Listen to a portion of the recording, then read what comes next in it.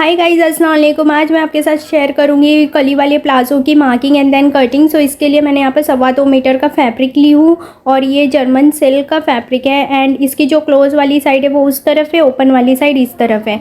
इसकी जो विथ बाइस है ये 21.5 इंचज़ है। तो अभी मैं फटाफट आपको मेजरमेंट्स बता देती हूँ कि आपको कली पहले आपको समझा देती हूँ। तो कली किस तरीके से निकालते हैं, जितनी भी आपकी हिप राउंड होती है, तो मेरी जो यहाँ पर हिप राउंड है मेरे मेजरमेंट में वो है 40 इंचज़। तो 40 को मैं अभी 8 से डिवाइड करूँगी।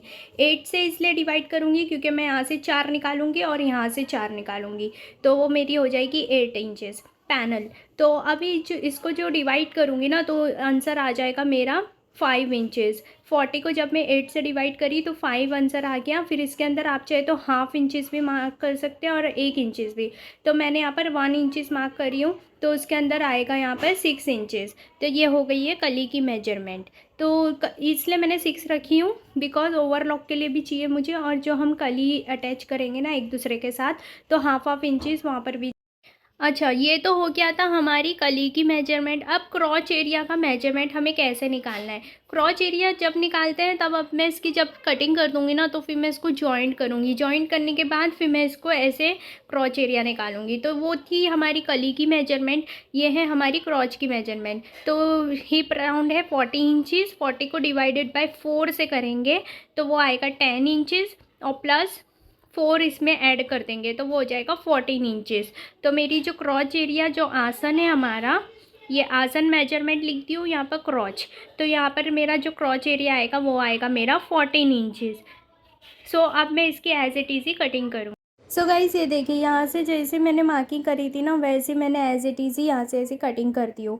अब ये जो फोल्डेड वाली साइड है इसको भी हम है ना कट करके इसको अलग कर देंगे। जैसे ये हमारी फोल्डेड वाली साइड है इसको मैंने कट करके अलग कर दी हूँ और अब इसको भी कट करके अभी इसको ना स्टिच करेंगे।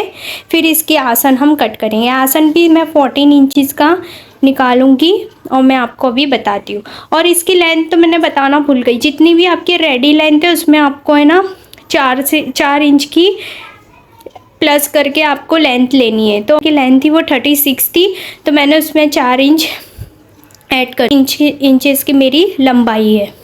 ठीक है, अपनी जो कली है इसको अटैच करती हूँ। और जो मैंने मार्जिन रखी थी वो 1 इंच का रखी थी। 5 में मैंने प्लस 1 इंच रखी थी तो वो हो गया था 6 इंचज़। तो अगर आप आधा इंचज़ रख रहे हैं तो आपको आपकी कली, ये देखो ये जो मैंने रखी हूँ ये 1 इंच पर मैंने इसको जॉइंट करी हूँ। आप अगर आधा इंच रखोगे तो आपको आपकी ये जो कली है इसको हाफ इंच पर जॉइंट करना होगा। ठीक है, यहाँ पर मैंने 1 इंच रखी थी इसलिए मैंने इसको अटैच करती हूँ। तो मैंने दोनों ही मेरे पैनल्स को ऐसे अटैच करके रेडी कर दी हूँ। ये मेरा एक पैनल है एक साइड के लेग का और ये है दूसरे साइड के लेग का। तो मैं ये भी बता देती हूँ, ये देखो ये है दूसरे साइड के लेग का।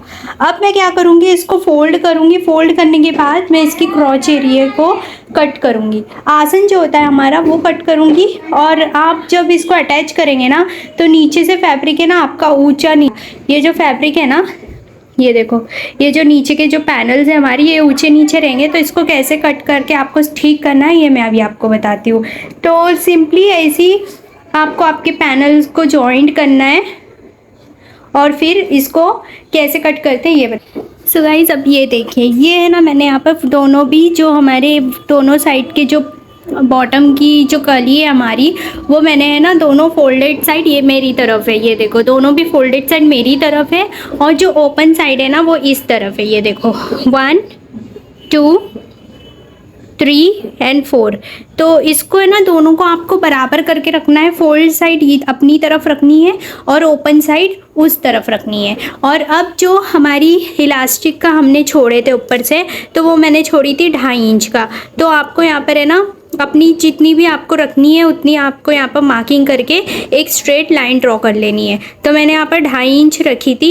आप अगर 2 इंच रखे तो आप 2 इंच रखकर यहाँ पर एक स्ट्रेट लाइन ड्रॉ कर देना बिकॉज ऑफ इलास्टिक के लिए, या इलास्टिक या फिर आप नाड़ा बनाओगे वो। अभी जो हमारी क्रॉच एरिया निकली थी वो निकली थी 14 इंच और आप उसको कैसे लेंगे ये बताती हूँ। तो जो ओपन वाली साइड है वहाँ से हमने यहाँ पर क्रॉच वाली जो हमारी इलास्टिक वाली है ना उसको छोड़कर हमने रखना है और देखना है कि 14 इंच कहाँ आ रही है। तो मेरी 14 इंच ये देखो यहाँ पर आ रही है, ये देखो मेरी 14 इंच यहाँ आ रही है। तो मैंने यहाँ पर मार्क कर दी और फिर यहाँ से 2 इंच पर मैंने मार्क कर दी हूँ।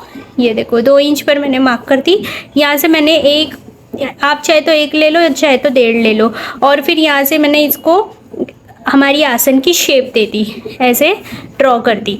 तो ये है हमारी आसन। तो अब एज इट इज़ मैं इसकी कटिंग करूँगी यहाँ से आसन से लेकर, और फिर है ना यहाँ से जो हमारी जो फैब्रिक ऊपर नीचे इसको कैसे ठीक करते ये मैं निकाल दी हूँ। अब मैंने इसको है ना यहाँ पर रख कर ये जो हमारी इलास्टिक की जो 2.5 इंच की जो फैब्रिक हमने जोड़े थे ऊपर से, इधर से हम मेजरमेंट टेप रखेंगे और फिर पूरा ही मैंने नीचे गोलाई, जैसे हम सर्कुलर प्लाजो की कटिंग करते हैं ना वैसे ही मैंने इसको शेप दे दी थी। इनको आसन पर रखकर सो गाइस ये देखिए फ्रंट के साइड रखकर पहले हम यहाँ पर क्रॉच एरिया की सिलाई लगाएंगे और फिर यहाँ से ना क्रॉच एरिया की सिलाई लगाएंगे। फ्रंट और फ्रंट एक साथ ही है, ये देखो फ्रंट फैब्रिक एक साथ ही रखेंगे और पहले क्रॉच एरिया की लगाएंगे दोनों भी तरफ से, यहाँ से भी और यहाँ से भी।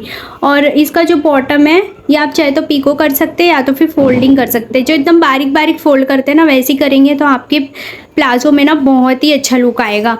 तो अब मैं इसको डिसाइड करूँगी कि मुझे सो गाइज़ ये है मेरा कली वाला प्लाज़ो जो कि बहुत ही फ्लेयर के साथ रेडी हुआ है, और इसकी कली मैंने जॉइन कर ली हो और नीचे से ना इसको फोल्डिंग कर दी हो। आप चाहे तो पीको भी करा सकते हैं। एंड इसका ये था दुपट्टा और ये है हमारी कमीज़ जो कि बहुत ही अच्छी लग रही थी। एंड सीरियसली गाइज़ इसकी जो नेक है ना ये भी बहुत ही ब्यूटीफुल लग रहा था, और इसकी जो ये स्लीव्स ये भी बहुत ही अच्छी लग रही थी।